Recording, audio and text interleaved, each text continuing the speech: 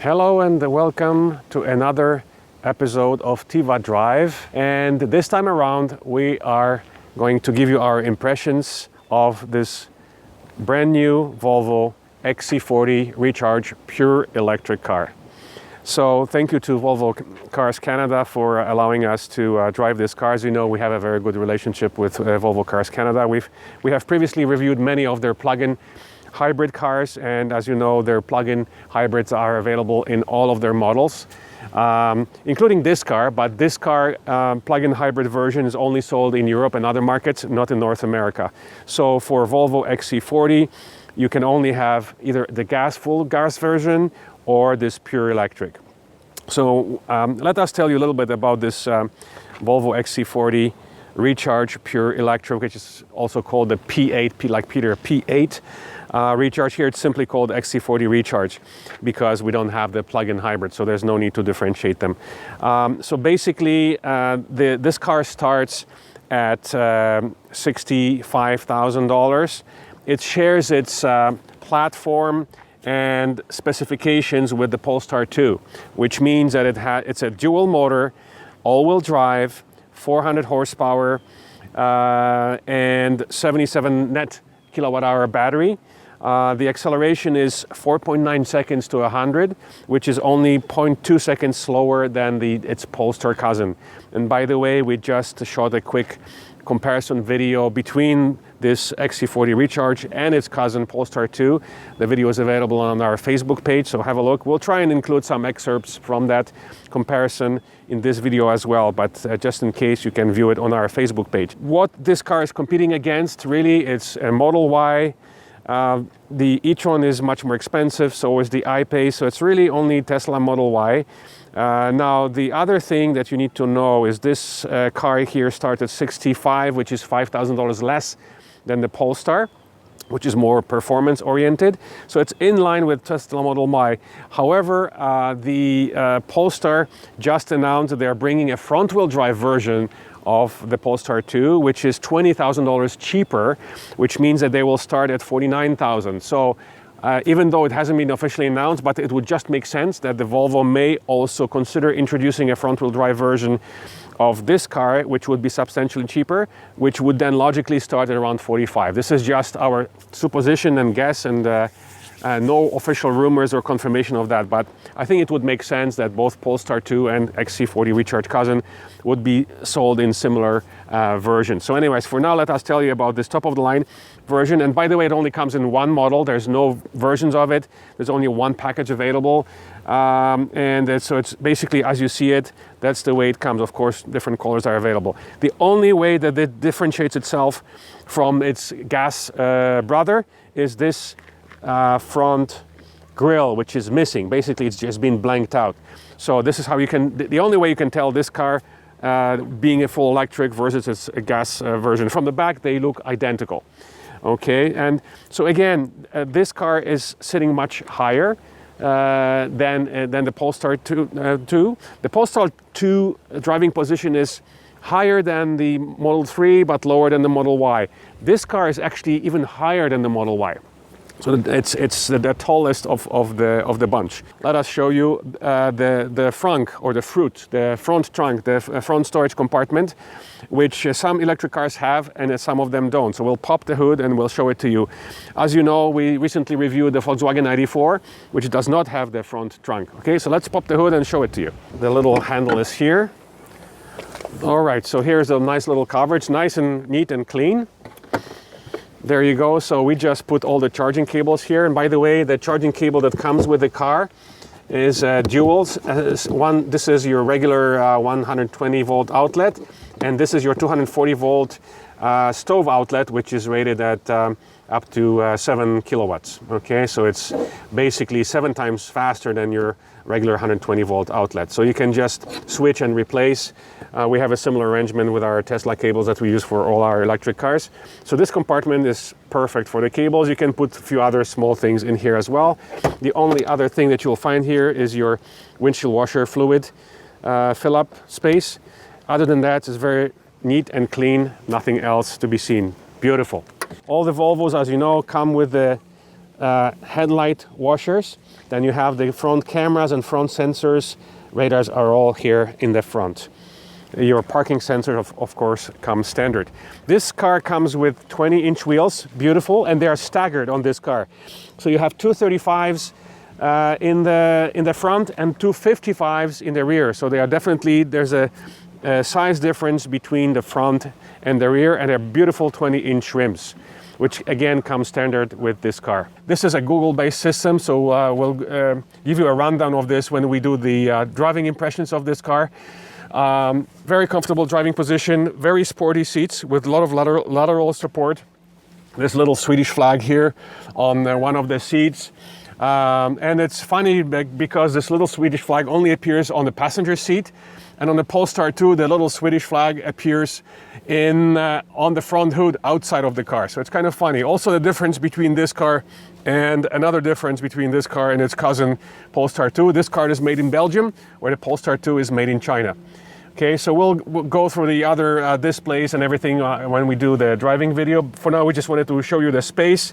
The shifter here, it's typical only for this particular XC40 Recharge version of pure electric. Your charge, to charge your phone, I had to remove the cover from my phone because otherwise it wouldn't charge wirelessly, but the wireless charging pad is right here. Plenty of storage, one here, one under here. A lot of storage here. The two cup holders are here. Beautiful Harman Kardon system, by the way. The rear space, not as big as its larger cousins, XC60 and XC90. Obviously, it's a much smaller car. So it's a 40-60 split seat with an armrest here with two cup holders. So when I sit in the back, okay, and as you know, about 190, I had a very comfortable driving position in the front. I still have quite a bit of space, including space for my feet. No issues here, even though the battery is basically under the floor. So here you go. Here is the space. I'm very comfortable. I'm 190 centimeters or 6 feet 3. Plenty of headroom as well, even though there is a opening sunroof above me. So there's quite comfortable space for heads and for legs. Your vents are only located in the central, here the central armrest. There's no vents on the B pillar, but that's quite sufficient for heating and air conditioning. The charging port is located in the rear of the car. Here is your level 1 and level 2, and the CCS level 3. There is a little bit of a charging light here that lights up to help you find the plug, and it turns green, it's flashing green as long as the car is charging, and when the car is fully charged, it becomes a permanent green and it stops flashing and it's just on at a green color. Okay, so here, as most of the other Volvos, of course, we have the foot swipe. There you go, it opens up. And here is the rear. It's quite spacious. It's a 40-60 split with a pass-through in the middle. Here they provided a nice rubber mat for it. And here's what's under the trunk. There's some additional space here. Here's your tire change kit. And the tire repair is actually located here as well. There's a bit of a storage space here. So kind of similar to Audi, not as deep as the Audi, but there's some additional storage space here. Here's another recharge badge here. So there's a big recharge badge here. And the other one is in the back here. You can see that it's P8 all-wheel drive recharge. Okay, so that's how you know that this is a full electric Volvo. Actually, I had a lady in an old Volvo stop me yesterday and asked about this car. Says that, she's a Volvo brand loyalist and she would love to switch to a pure electric, and she asked me all kinds of questions. So the Volvo loyalists will know that this is an electric Volvo, and they may actually stop you and chat with you to ask you about the car, your impressions. The other big difference between this car and its Polestar cousin is the sunroof. In the Polestar, you get fixed glass roof with no blind. Here you get opening sunroof, and that sunroof has an electric blind that you can close or open. And we'll show you in a moment, we'll demonstrate how to open it in a moment when we give you our driving impressions, when we go through the functions of the car inside. Okay, so you ready to go for a drive? let's go. So first of all, this interface, you have the same main screen here, dashboard, as in all the other XC Volvos, including XC60, XT90. And the same center screen, but the interface is different than all the other plug-in hybrid and all the other gas-powered Volvos, in that it's Google-based, so it's a little bit different. Certain functions can be controlled only via Google, via verbal commands. A lot of the car functions can be done through the verbal commands communicating with the system. In fact, when you turn the car on, and by the way, there's no on, you can see it's been blanked out. The usual start-stop button here, it's been blanked out. So the only thing you do, you get inside of the car with the key inside your pocket, or you position the key anywhere here. You press the brake pedal, and then you put it in gear, and the car is automatically started. So right now we released the brake, and the car is not moving because we turned on the one pedal driving mode. If you turn off the one pedal driving mode, the car will creep forward automatically. So you have only those two options, on or off. And the same with the creep. When you turn off the one pedal mode, the car will creep. So in order for you to be stopped fully, you have to turn on the one pedal driving mode. And you do it through the options here. So basically you click on the settings, driving, and you have it right there, one pedal drive, on or off. So there's only those two positions. Steering feel is firm or off. Roadside information, off-road mode, it just basically adjusts. There's no adjustment in suspension. As far as we know, this is not an air suspension. It just changes the characteristics of the electric motors. Okay, so that's basically it. In the center screen, so basically we go back to the home screen. You have the Google Maps or the other apps that you may have. So Google Maps. For your music, you have the regular radio, or you can have the various apps to play the music as well. So this is right now, it's on the radio FM. That's actually the app, so you can change it to some of the other music playing apps. By the way, you will download those apps using the Play Store. It'll give you the list of apps you can download. And those apps are different than Polestar, even though it's basically the same car and same system. The apps are different. For example, I cannot use Waze yet. I cannot use the TuneIn Radio. Those are some of the apps that I use on Google Android, Android Auto.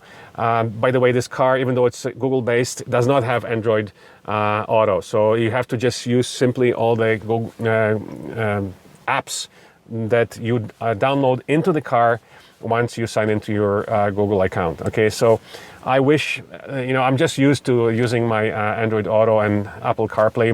My girls, my wife and daughter are used to using the Apple CarPlay in the cars. So here it's all Google-based with a limited number of apps that you can download directly into the car using your Google account. And the number of apps available, it's increasing daily. The car is also capable of over-the-air updates, just like its Polestar cousin. And then again, we'll repeat that the difference between the two, one of the differences is that this car is built in Belgium, the Polestar 2 cousin built in China. The other difference that we mentioned when we were outside of the car is this sunroof. So the sunroof here, it's a panorama glass roof that opens, and it also has a blind. So on a warm summer day like today, it's good to have the blind. So, and you open it, it's not a physical button, it's just it's a touchpad. And you open it by sliding your finger on it. So the first slide, the blind slides open, and then your second slide of your finger actually opens the roof. And that's one big difference. So yesterday when we took this car to the Polestar people in the store at 55 Yorkville, they were quite impressed by the fact that this car has an opening sunroof with a blind. So all the other cars like Tesla and Jaguar I-Pace having the fixed glass roof, including Polestar, they do not have the blind that you can close. They're heavily coated, and it sometimes works, but not as well as an actual physical blind. So this is where we also liked the solution for Volkswagen ID.4, which has a fixed glass roof.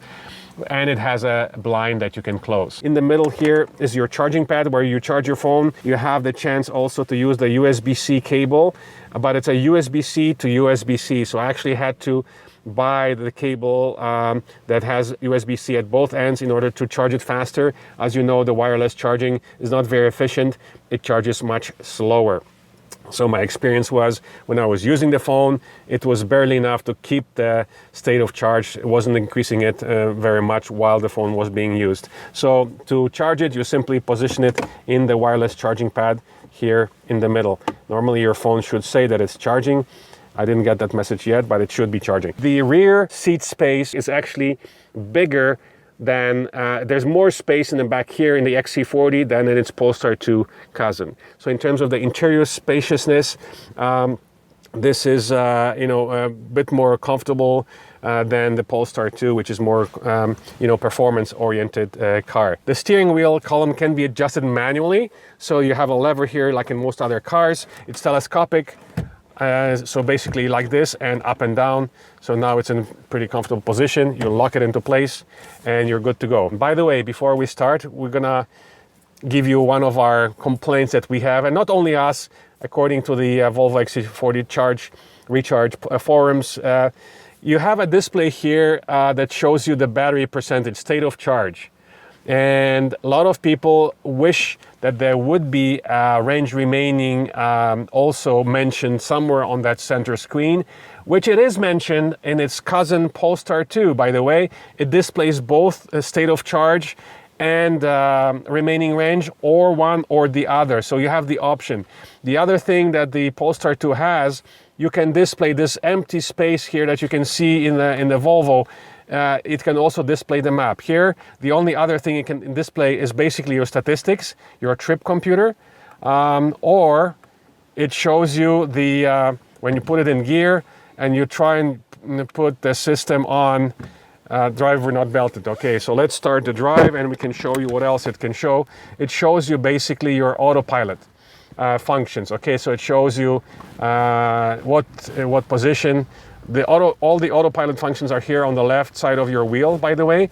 The right side is just for your entertainment and such. The wish from most of the owners that it could display the map and it could display the remaining range. We're at 100% battery. We just charged overnight from level 2 in our lake house garage. And the only way to find out the range remaining is basically asking, hey Google, what is my remaining range? You can drive for about 450 kilometers with the remaining charge.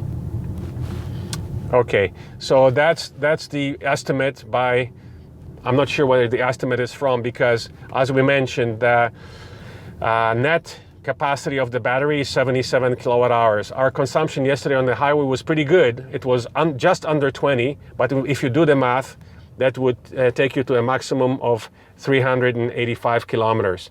And the official rating of this car is only 335. So 385 is realistic. 450, not sure where they're getting it from.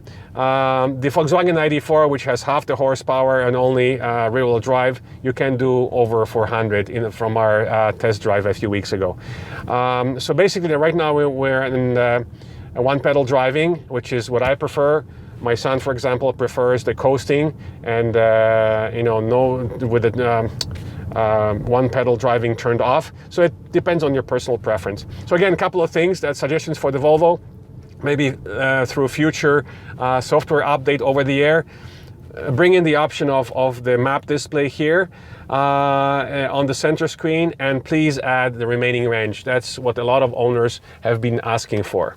Okay, so let's take you on a road where we can kind of show you a bit of an acceleration. So one pedal driving is phenomenal. I would say that the one pedal driving, there we go, it stops very, very quickly. So the regeneration is very strong. I would say it's stronger than the i3, maybe even stronger than the Tesla Model 3. It's very strong, it stops very quickly.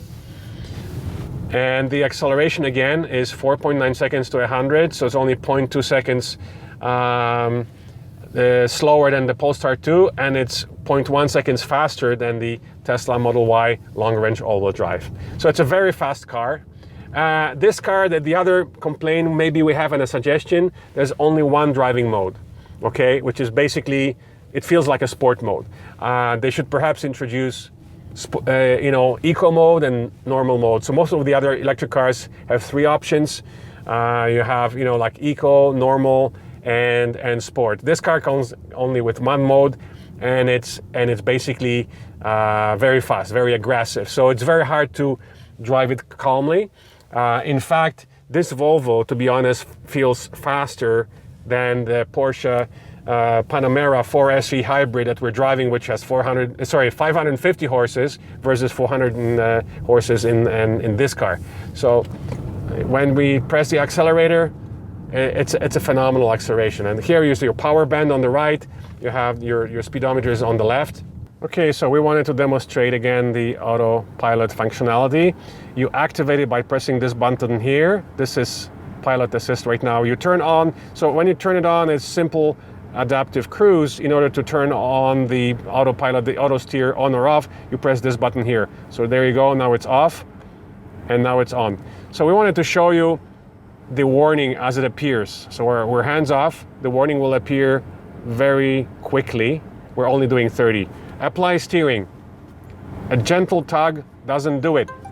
It's turning red. You have to be very violent with your wheel to cancel the warning, which kind of doesn't make sense. When you keep your hands on the steering wheel and it feels resistance, you won't get it, right? But maybe it's that way because it really wants you to keep your hand on the wheel, right? So we don't have the same, setting in all the other plug-in hybrid Volvos that we drove. So this is much more aggressive. And in order to cancel it, you have to be much more aggressive, with the steering wheel. And people behind you may suspect you of being drunk or something, but you really have to be violent with the steering wheel. So let's try it again, doing only 30 on the country road.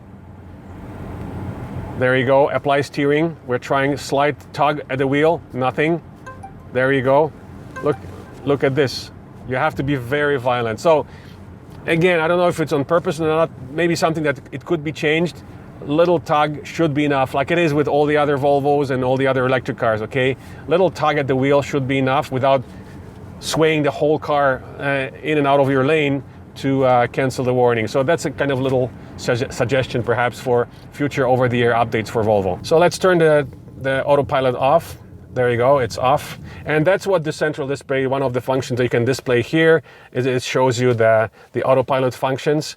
And then you can also display this, which is your statistics. Again, the wish list would be this, to be able to display the map. And this is where you can feel that's amazing acceleration. Again, the official rating is 4.9 seconds. It feels very, very quick. All in all, we love our experience with this car. Of course, there's a wish list of things we wish it had. And again, this is a message to Volvo, perhaps over future, over-the-air updates to introduce some of those things. Great sound system we cannot demonstrate because the music playing may cause issues in our video. Harman Kardon system is standard. In some of the other Volvos you have the Bowers-Wilkins, which is one step up with all kinds of surround system settings. But this is a very good quality sound system already as is. And again, this car comes only with one version, one model here. And there's just one option, $2,000 option, which has some of the other extra things in here that you can have with this car. And again, it starts from $65,000, which is $5,000 below its Polestar 2 cousin. And there may or may not be a front-wheel drive version, which Polestar is introducing this year, available early next year. The front-wheel drive at Polestar will start at $49,000, which would mean if Volvo introduces one here, it may start at as low as $45,000. But again, this is just simply from some guesswork from us, nothing officially from Volvo on that yet. Okay, so that's about it.